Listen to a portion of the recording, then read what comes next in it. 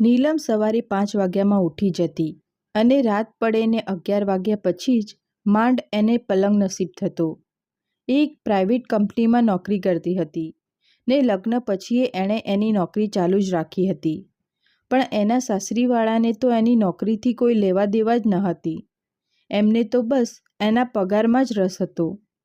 નીલમ તો થાક, એની તબિયત કે એને આરામ મળવો જોઈએ એની ઘરમાં કોઈને કસી પડી જ ન હતી. એની સાસુ કુમુદબેન રોજ સવારના પહોરમાં દરવાજો ખખડાવતા રાડું પાડતા, "વહુ, સૂરજ માથે આવી ગયો, ઉઠ હવે ને પહેલાં આખા ઘરમાં કચરા પોતા કરી નાખો, પછી ચા નાસ્તો બનાવજો." એ બધું પતાવીને પછી જ એને ઓફિસ જવાનું.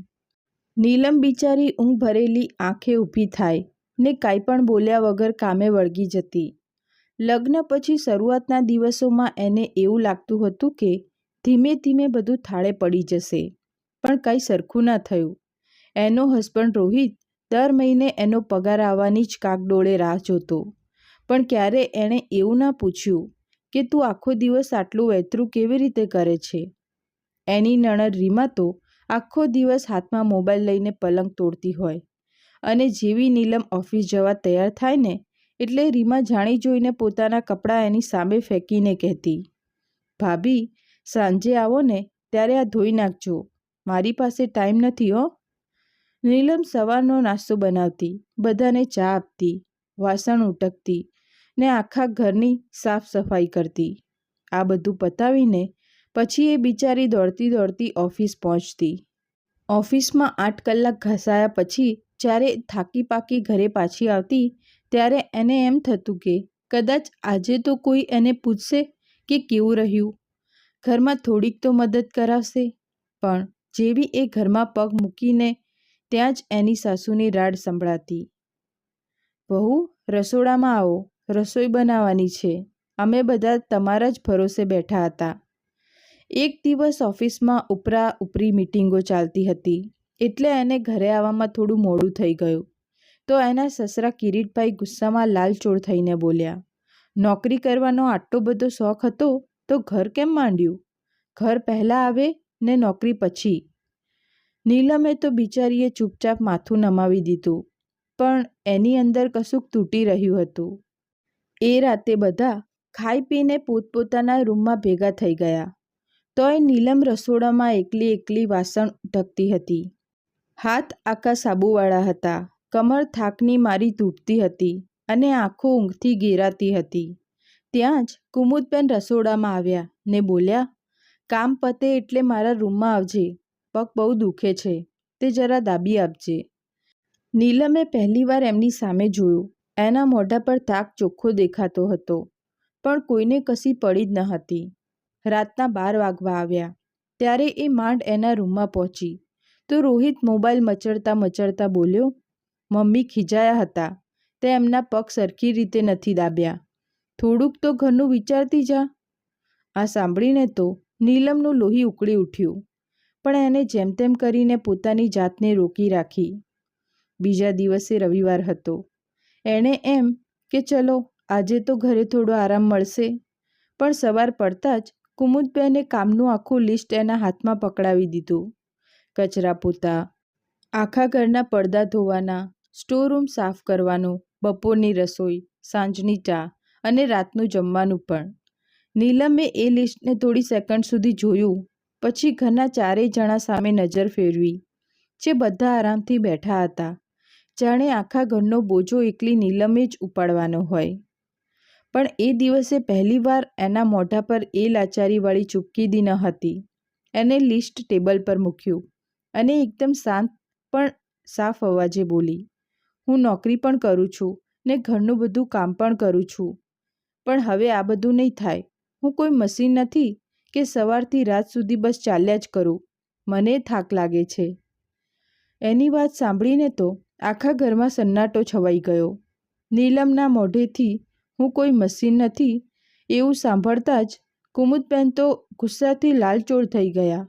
એમણે તરત જ ટેબલ પર હાથ પછાડતા કહ્યું, "અરે વાહ, હજી તો લગ્નને 2 વર્ષ પૂરાય નથી થયા ને વહુ આપણને કાયદા શીખવાડવા માંડી પડી. અમારા ઘરની વહુઓ આવા જવાબ ના આલે હો. રોહિત પણ ત્યાં જ બેઠો હતો, પણ એણે એકવાર પણ એ ના પૂછ્યું કે નીલમ આખરે આટલી હદ સુધી કેમ બોલી રહી છે. ઉલટાનું રોહિત એની મમ્મીની પડખે થઈને બોલ્યો, તારે જો આ ઘરમાં રહેવું હોય ને તો ઘરના હિસાબે રહેવું પડશે. પહેલાં ઘરનું કામ જો, પછી ઓફિસે જજે. તારી મનમાની અહીં નહીં ચાલે હો. રીમા તો જાણે આવા જ કોઈ મોકાની રાહ જોઈને બેઠી હતી. એણે દાંત કાઢતા કાઢતા કહ્યું, ભાઈ, મેં તો તને પહેલાં જ કીધું હતું કે આ નોકરીવાળી છોકરીઓ બહુ લાંબો સમય સીધી ના રહે. પગાર આવે ને એટલે એમને ચચરાટ ઉપડે, મગજ ઠેકાણે ના રહે એમના. નીલમ બધાની વાતો ચૂપચાપ સાંભળતી રહી. એના મોઢા પર ગુસ્સો ચોખ્ખો દેખાતો હતો, પણ એનો અવાજ હજી એકદમ શાંત હતો. અભિમાન મને મારી કમાણીનું નથી. અભિમાન તો તમને લોકોને છે કે એક માણસ પાસે 24 કલાક વેતરું કરાવો છો ને તોય એના પર અહેસાન જતાવો છો. આ સાંભળતા જ કુમુદબેન ચીસ પાડી ઉઠ્યા. તારે કામ ના કરવું હોય તો કંઈ નહીં. કોણે રોકી છે તને? નોકરીએ છોડી દે ને આ ઘર ખાલી કરીને નીકળી જા. કિરીટભાઈ પણ પહેલીવાર વચ્ચે બોલ્યા. બહુ, ઘરમાં જો શાંતિ જોઈતી હોય ને તો આ જીભાજોડી બંધ કર. અમારી પેઢીની સ્ત્રીઓને આના કરતાંય બમણા કામ વેઠાર્યા છે. નીલમે એમની સામે જોયું ને બોલી, એ એમની મજબૂરી હતી પપ્પાજી, કારણ કે એમની પાસે એ સિવાય બીજો કોઈ રસ્તો જ ન હતો. પણ મારી કોઈ મજબૂરી નથી. હું કમાઉં પણ છું ને ઘર પણ સંભાળું છું, તોય મારી સાથે અહીં નોકરાણી જેવો વ્યવહાર થાય છે. એની વાત ઘરમાં કોઈને હજમ ના થઈ, કેમ કે એણે આખું સચ્ચાઈનું પોટલું ખોલી નાખ્યું હતું. એ દિવસે બપોરની રસોઈ નીલમે ના બનાવી. એ પોતાના રૂમમાં જતી રહી અને પહેલીવાર શાંતિથી બેસીને ચા પીવા માંડી. નીચે આખા ઘરમાં હોબાળો મચી ગયો હતો. કુમુદબેન ઘડીએ ઘડીએ રસોડામાં જાય ને પાછા આવે. આખું ઘર ઊંધું વળ્યું હતું. રીમાને તો ગેસ સળગાવતાય સરખું નહોતું આવડતું ને રોહિતને તો ચા બનાવવામાંય લોચા વળતા હતા. બપોરના 3:30 વાગ્યા, તોય ઘરમાં કોઈના પેટમાં બટકુંય નહોતું ગયું. આખરે કુમુદબેને અકળાઈને રસોડું સંભાળ્યું, પણ વરહના વહાણા વહી ગયા હતા એટલે કામ કરતાં કરતાં એમની એ નાની યાદ આવી ગઈ. સાંજ પડતાં પડતાં તો ઘરનું વાતાવરણ એકદમ તંગ થઈ ગયું હતું. રાત્રે રોહિત રૂમમાં આવ્યો ને બારણું વાસીને બોલ્યો, તું જાણી જોઈને ઘરમાં આ બધા નાટક કરે છે? નીલમે એની સામે જોયા વગર જ કીધું, નાટક હું નથી કરતી, તમે બધા છેલ્લા 2 વર્ષથી કરો છો. એટલે તારો કહેવાનો શું મતલબ છે? રોહિતે પૂછ્યું. મતલબ એ જ કે મારો પગાર દર મહિને બધાને જોઈએ છે, પણ કામમાં કોઈને મદદ નથી કરવી. ઘરનું કામ ઘરના લોકો ના કરી શકે તો થોડીક મદદ તો કરાવી જ શકે ને. પણ મારે તો બસ સવારના 5 વાગ્યાથી રાતના 12 વાગ્યા સુધી વહેતરું જ કરવાનું ને ઉપરથી પાછું સાંભળવાનું કે હું આ પરિવાર માટે કાંઈ નથી કરતી. રોહિતનું મોઢું પડી ગયું, પણ પોતાની ભૂલ સ્વીકારવાને બદલે એ ઠાવકો થઈને બોલ્યો, જો નીલમ, આપણે મમ્મી પપ્પાને ના બદલી શકીએ. નીલમ તરત જ વળતો જવાબ આપતા બોલી, તો પછી મને બદલવાની કોશિશ ના કરશો? એ રાત્રે બંને જણા મોઢા ફેરવીને સૂઈ ગયા. બીજા દિવસે સવારે નીલમ એના ટાઈમે ઊભી થઈ. એણે પોતાનો નાસ્તો બનાવ્યો, પોતાનું ટિફિન પેક કર્યું ને ઓફિસ જવા નીકળી. કુમુદબેન તો ગુસ્સામાં રાડ પાડીને બોલ્યા, એ વહુ, આ કચરા પોતું કોણ કરશે? નીલમે એકદમ શાંત અવાજે પરચો આપતા કીધું, જેને કચરો દેખાયો હોય એ પોતે જ વાળી લેશે. કુમુદબેન આગળ બોલ્યા, તો પછી બાકીના લોકો અહીં બેસીને ભજીયા તળશે? વાસણ કોણ ઉટકશે? નીલમે કહી દીધું, જેણે વાપર્યા હોય એ ઉટકી નાખશે. તો રસોઈ કોણ બનાવશે? સાસુએ પૂછ્યું. ઘરમાં 4 મોટા ધડ જેવા માણસો બેઠા છે, કોઈ પણ બનાવી લેશે. એટલું કહીને એ તો ઘરની બહાર નીકળી ગઈ. એના ગયા પછી આખા ઘરમાં જાણે વંટોળ આવ્યો. પણ ઘરમાં કોઈને એ અંદાજો ન હતો કે આજે જ સાંજે નીલમ એક એવો નિર્ણય સંભળાવવાની છે જેનાથી આખા ઘરના પાયા હલી જવાના હતા. સાંજે જ્યારે નીલમ ઓફિસથી પાછી આવી ત્યારે ઘરની હાલત જોઈને જ એને બધું સમજાઈ ગયું. સવારના એઠા વાસણ એમને એમ ચોકડીમાં પડ્યા હતા. ડ્રોઈંગ રૂમમાં ધૂળ ઉડતી હતી. રસોડું આખું વેરવિખેર હતું અને આખા ઘરમાં બધાના મોઢા ચડેલા હતા. ચારેકોર ગંદવાડ જ ગંદવાડ હતો. જે કામને બધા નકામું ને સાવ સહેલું ગણતા હતા, એ જ કામ આજે એક જ દિવસમાં આખા ઘર માથે ભારે પડી ગયું હતું. જેવી એ અંદર આવી એટલે કુમુદબેન એની સામે ઘસી આવ્યા ને બોલ્યા, "બહુ મજા આવી ગઈ હશે ને અમને હેરાન કરીને?" નીલમે પોતાની બેગ એક બાજુ મૂક્યું ને એકદમ શાંત અવાજે કીધું, "હેરાન મેં નથી કર્યા, મેં તો બસ મારો ભાગ કર્યો છે." રોહિત પણ ત્યાં ઘસી આવ્યો. એના મોઢા પર ગુસ્સો ચોખ્ખો દેખાતો હતો, કેમ કે આજે એણે ભૂખ્યા પેટે ઓફિસે ધક્કો ખાધો હતો. એણે કીધું, "આજે મમ્મીને આખો દિવસ રસોડામાં ઊભું રહેવું પડ્યું ને મને સવારે ખાવાનું એ ના મળ્યું." નીલમે તરત જ પરખાવ્યું, "અને મારે છેલ્લા 2 વર્ષથી શું કરવું પડતું હતું?" રોહિત પાસે આનો કોઈ જવાબ ન હતો. ત્યાં જ રીમા પાછી વચ્ચે કૂદી પડી. "ભાભી, આટલો બધો ડ્રામા કરવાની કશી જરૂર ન હતી હો," રીમા વચ્ચે બોલી. નીલમ તો ખડખડાટ હસી પડી. "ડ્રામા? 2 વર્ષ સુધી રોજ સવારે 5 વાગે ઉઠવું, નોકરી કરવી ને રાતના 12 વાગ્યા સુધી વૈતરું કરવું એ ડ્રામા ના કહેવાય. પણ એક દિવસ મેં ના પાડી દીધી તો એ તમારો ડ્રામા થઈ ગયો." રીમાનું મોઢું તો સાવ ઉતરી ગયું. ત્યાં જ નીલમે પોતાના થેલામાંથી કેટલાક કાગળો કાઢ્યા અને સેન્ટર ટેબલ પર મૂક્યા. ઘરના બધાની નજર એ કાગળો પર જ ચોંટી ગઈ. "આ બધું શું છે?" કિરીટભાઈએ પૂછ્યું. નીલમ બોલી, "આ મારું બેંક સ્ટેટમેન્ટ છે." આ સાંભળીને રોહિત તો ચોંકી જ ગયો. નીલમે એક એક પાનું ખોલવાનું શરૂ કર્યું. "છેલ્લા 2 વર્ષથી મારી કમાણીમાંથી આ ઘરના લાઇટ બિલ ભરાયા છે, ઘરનું ફર્નિચર ખરીદાયું છે, રીમાની કોચિંગની ફી ભરાઈ છે, રોહિતની બાઇકનો હપ્તો ચૂકવાયો છે ને આ ઘરનું સમારકામ પણ એમાંથી જ થયું છે. અને રોહિત, એ તો પોતાના બધા જ રૂપિયા બસ ભેગા જ કરતો રહ્યો." આખાએ રૂમમાં સોપો પડી ગયો, કેમ કે આ 100% વાત સાચી હતી. નીલમ આગળ બોલી, "પણ ક્યારેક કોઈએ મને એવું ના પૂછ્યું કે મારા ખાતામાં કેટલા બચ્યા છે?"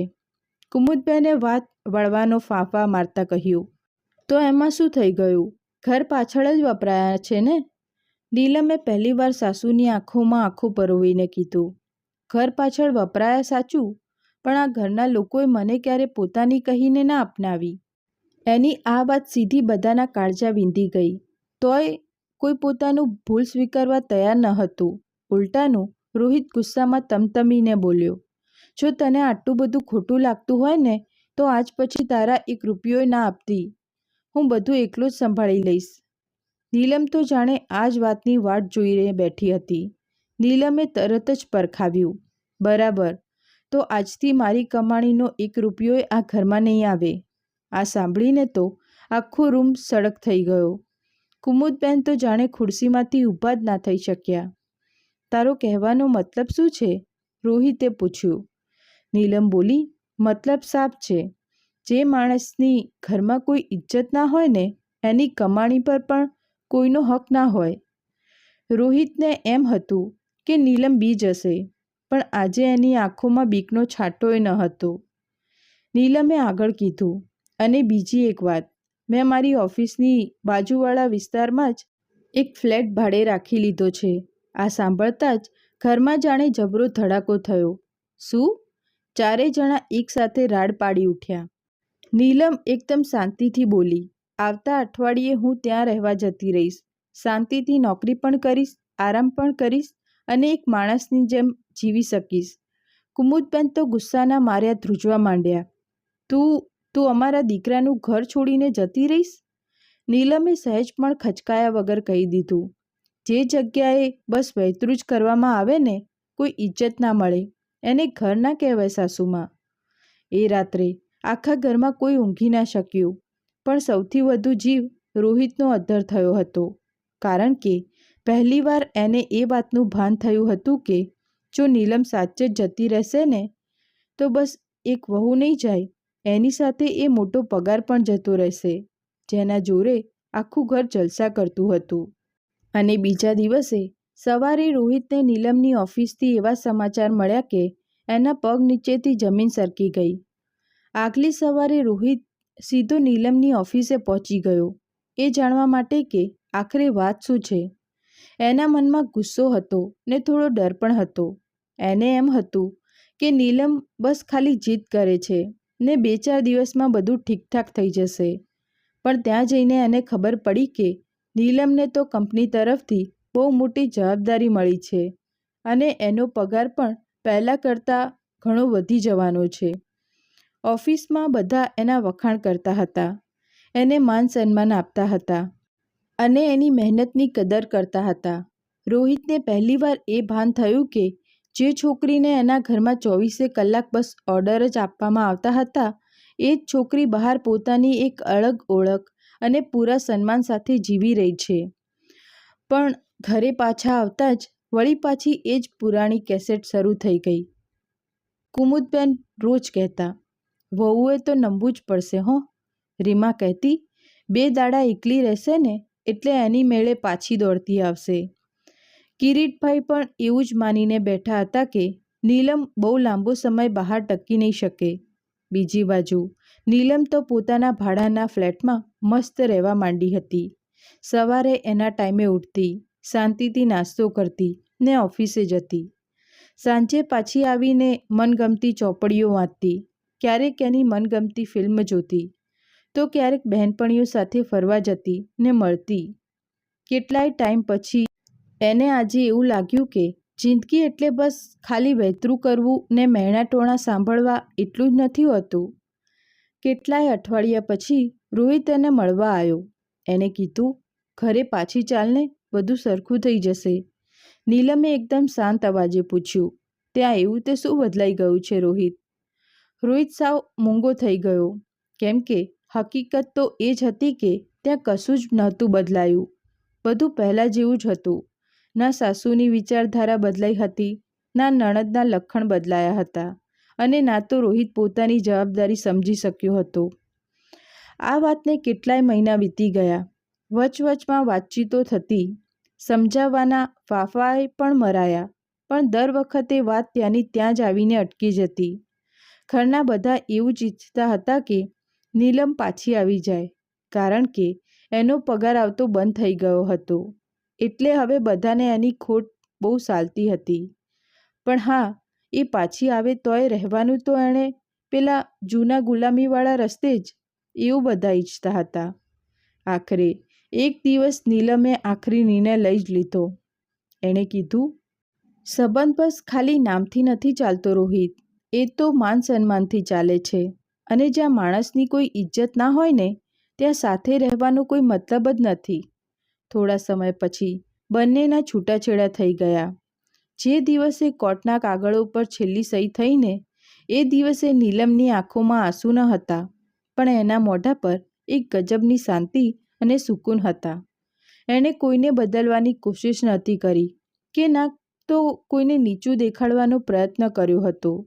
એણે તો બસ પોતાના માટે એક સરસ અને આબરૂવાળી જિંદગી પસંદ કરી લીધી હતી.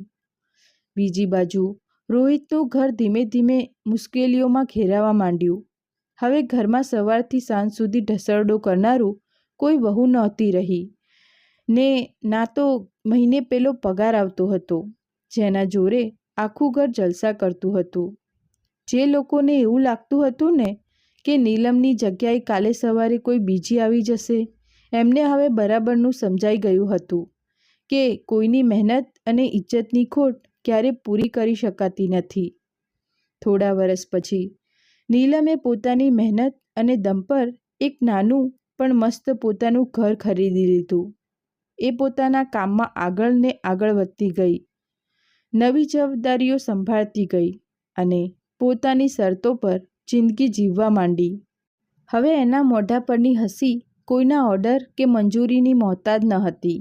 એક દિવસ બજારમાં અચાનક જ એનો ભેટો રોહિત અને એના પરિવાર સાથે થઈ ગયો.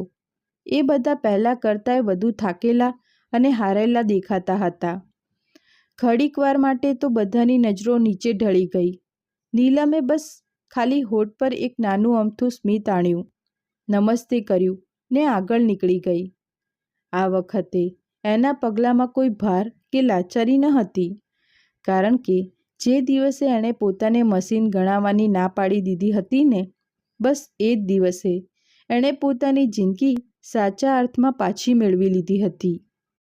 તો મિત્રો, તમને શું લાગે છે? નીલમે જે નિર્ણય લીધો એ સાચો હતો કે ખોટો? તમારો અભિપ્રાય કોમેન્ટ બોક્સમાં જરૂર જણાવજો. જો વાર્તા ગમી હોય તો પ્લીઝ વિડીયોને લાઇક શેર કરજો અને અમારી ચેનલને સબસ્ક્રાઈબ જરૂર કરજો. તો ચાલો ફરી મળીએ એક નવી વાર્તા સાથે. જય શ્રી કૃષ્ણ.